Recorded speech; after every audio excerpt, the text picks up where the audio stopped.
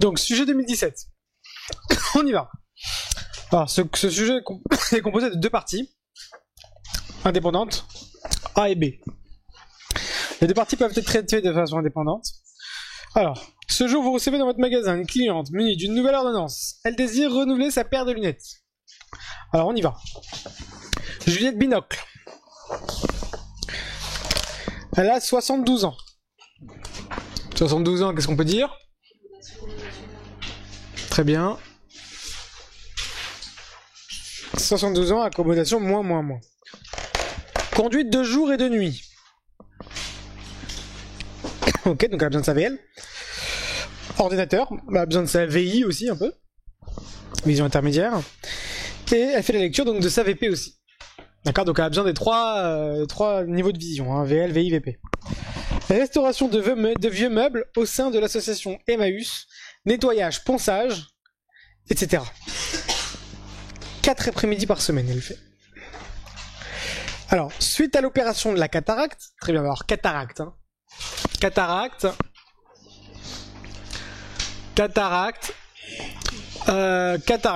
Quelqu'un peut me faire un petit rappel? Allez-y Simon, je vous écoute. Très bien, qu'est-ce que ça fait?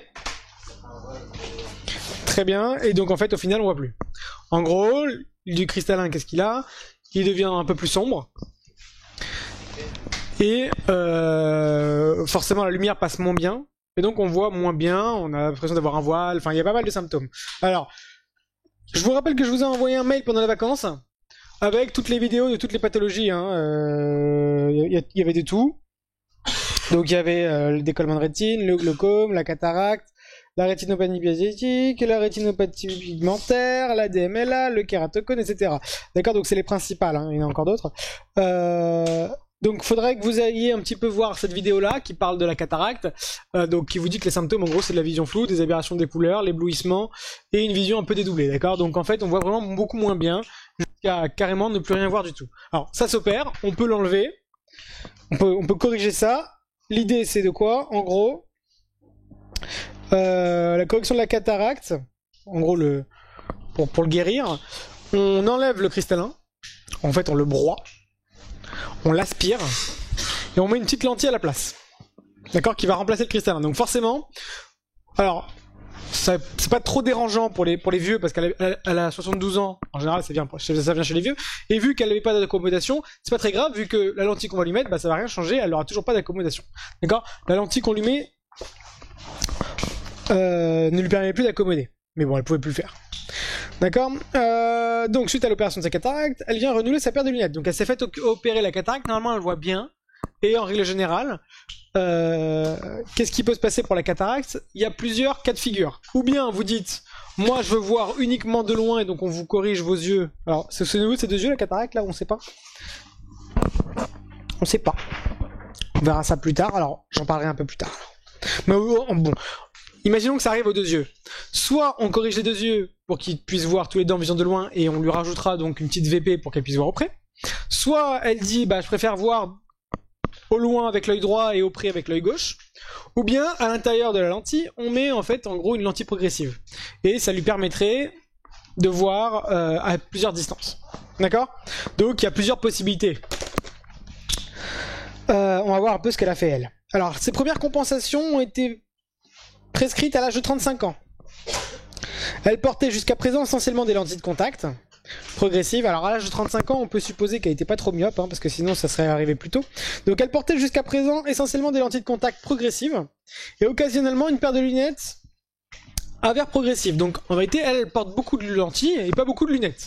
Ça va? Et elle portait des lentilles progressives. Alors les lentilles progressives, il y a plusieurs types. C'est un peu comme la cataracte. Ou bien vous dites, je mets une lentille pour voir au loin et une lentille pour voir au près. Ou bien, je mets une lentille où je mets un peu comme des bifocaux, une VL en haut, une VP en bas. Ou bien, un peu comme la lentille que je vous ai expliqué sur la cataracte, une lentille progressive qui vous permet de voir au loin et au près en même temps, quel que soit l'endroit où vous mettez votre œil sur le verre. D'accord? Donc je vous montrerai un petit peu comment ça fonctionne. Alors, l'historique de ces compensations. En 2011, écoutez bien. En 2011, elle portait. Donc elle avait une kératométrie où il y avait 25 0,25 de toricité sur l'œil droit, pareil pour l'œil gauche. Elle avait donc une grosse hypermétropie, plus 3,25, avec un petit cylindre de 0,50 à 10 degrés. Elle avait une addition de 3. Ça paraît fort quand même 3. Hein. Mais qu'est-ce qu'elle fait elle? Elle ponce des meubles. Elle doit être très précise, donc elle doit être très proche de son atelier, donc c'est pour ça qu'une addition de 3, c'est pas... Alors en règle générale, quand on travaille normalement, une addition c'est aux environs de 2,50, parce qu'on travaille en général à peu près à 40 cm. Avoir une addition de 3, c'est en gros, vous travaillez quand même très près, à peu près à 30-33 cm. Donc, une grosse addition, soit ça peut venir du fait que sa vision de loin est mal compensée, donc on doit compenser le fait qu'elle était mal compensée, ça peut arriver, soit parce qu'elle travaille de très près, et là on voit qu'elle travaille de très près. D'accord, ça va pour tout le monde pour l'instant? Elle avait 10 dixièmes avec ses compensations, c'était super. Œil droit, œil gauche. Elle avait 10 dixièmes aussi en vision de près, donc c'était pas mal non plus. Compensation lentille, elle portait plus 3 avec une addition de 2,50.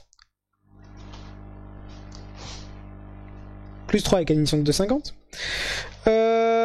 Madame Binocle est à l'aise, est aussi à l'aise en lunettes qu'en lentilles.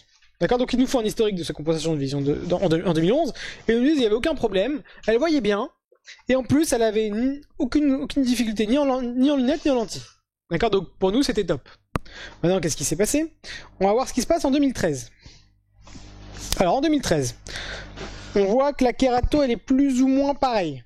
Elle a tourné, elle a pas tourné, donc elle a pas trop de problème au niveau de l'axe. Ça a légèrement été moins marqué dans un axe que dans l'autre.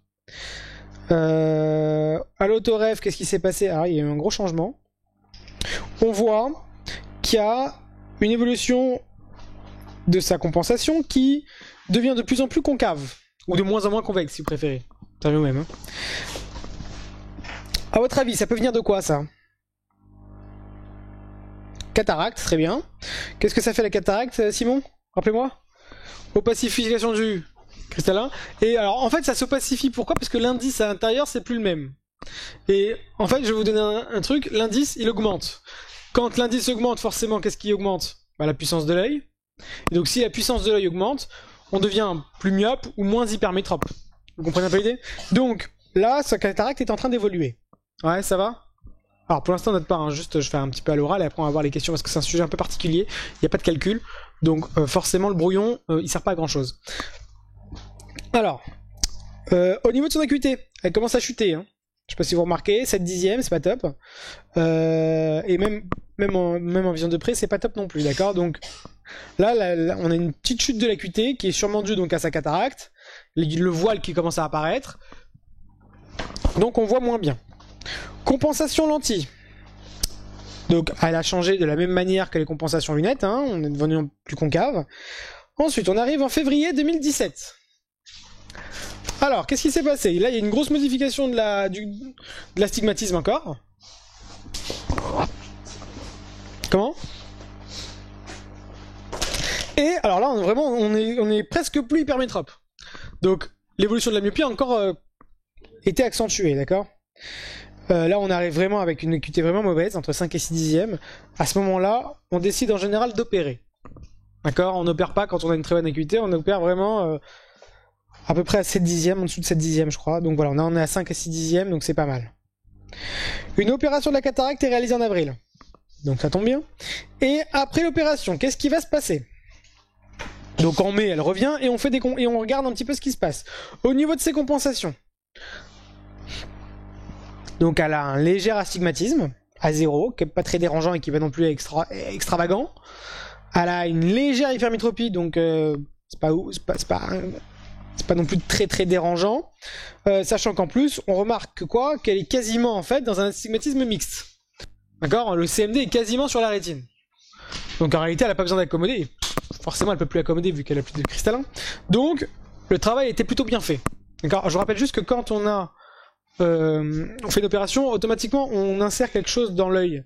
Donc on touche à la cornée, ce qui fait que forcément on a toujours un petit astigmatisme résiduel parce qu'il y a une petite déformation de la cornée. D'accord, donc là on a un petit astigmatisme de 0,50, c'est pas oufissime. La réfraction subjective, donc on trouve à peu près la même chose, on a 9 dixièmes.